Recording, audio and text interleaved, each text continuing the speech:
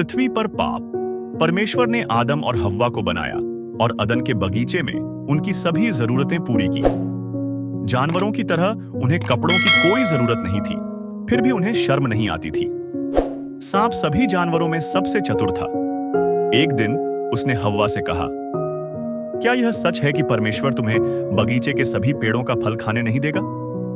ओह, हम सभी पेड़ों से खा सकते हैं, यानी बीच वाले को छोड़कर। परमेश्वर ने कहा कि हमें वह फल नहीं खाना है या उसे छूना भी नहीं है। वह कहता है कि अगर हम ऐसा करेंगे तो हम मर जाएंगे। यह सच नहीं है, तुम मरोगे नहीं।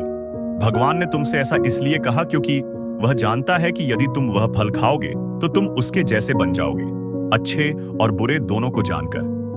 महिला ने फल की ओर देखा। यह सुंदर था और स्वादिष्ट लग रहा था।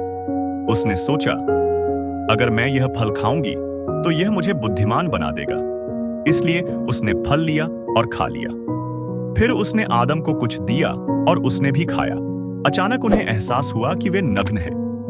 इसलिए उन्होंने अपने लिए ओढ़ने के लिए कुछ अंजीर के पत्तों को एक साथ जोड़ लिया। जैसे ही शाम हुई, उन्होंने भगवान को बगीचे में टहलते हुए सुना।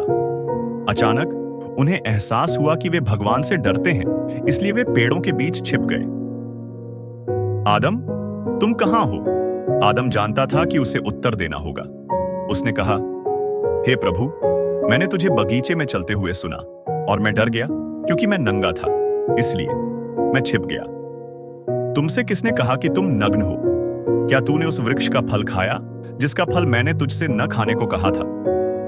यह वह महिला थी जो आपने मुझे दी थी। उसने मुझे फल दिया और हाँ, मैंने उसे खा लिया। भगवान ने हव्वा से पूछा, तुमने ऐसा क्यों किया? सांप ने मुझे धोखे से उसे खा लिया।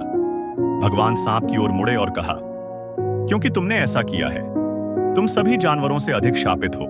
अब से आप अपने पेट के बल चलेंगे। तुम्हारे और उस स्त्री के बीच शत्रुता होगी और तुम्हारे वंश और उसके वंश के बीच लड़ाई होगी।